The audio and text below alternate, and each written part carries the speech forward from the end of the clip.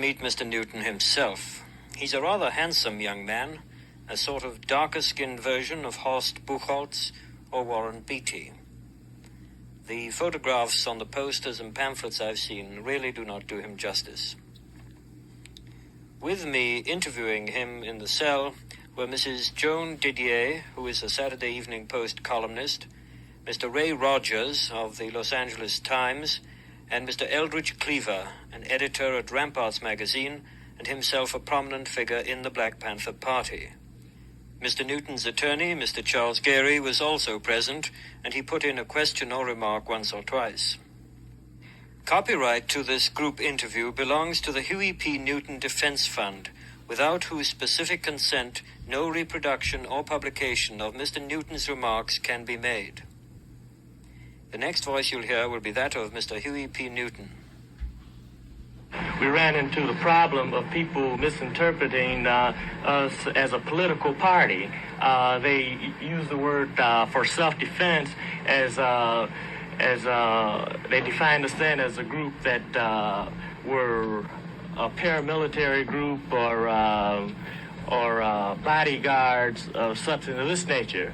But we found that it was very difficult. Even in our program, we described or defined ourselves as a political party, but yet people seem to misinterpret the definition of what self-defense is all about. We realize that when we're assaulted in the community by the Gestapo tactics of the police, this is also a political thing.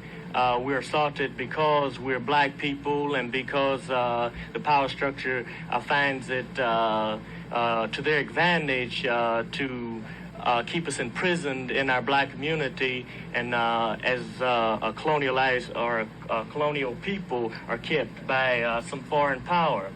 So the police is only an arm of the white power structure, used very similar as their military force, which it is a military force. It's their local police, and you have the National Guard as the national police, and then you have the regular military as the international police. And these police are used to occupy our community just as a foreign troop occupies territory. They don't live in our community, the police, and they have no respect for black people who live in the community, yet they occupy the community. And they're not occupying the community for the welfare and the benefit of the people who live there. They're occupying it to make sure that the businessmen who are systematically robbing our community are safe.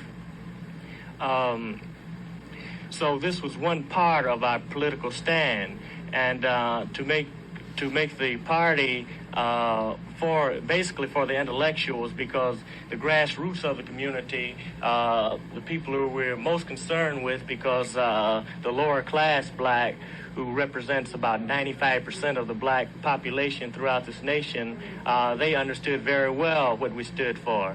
But to make it clear to everyone, we changed the name to the Black Panther Party, and to make it clear what our political stand was about.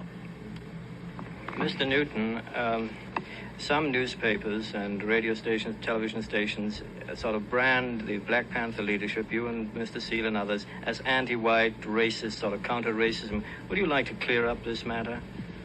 Yes, that the Black Panther Party is against racism. We're not racist, but we stand to protect the black community and to rid America of racism.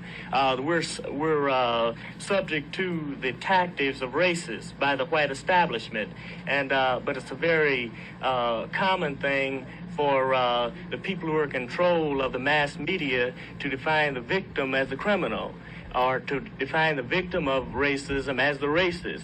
This is just a propaganda device that's used by the power structure so that they will gain support throughout the white community, who a small portion of it happen not to be racist.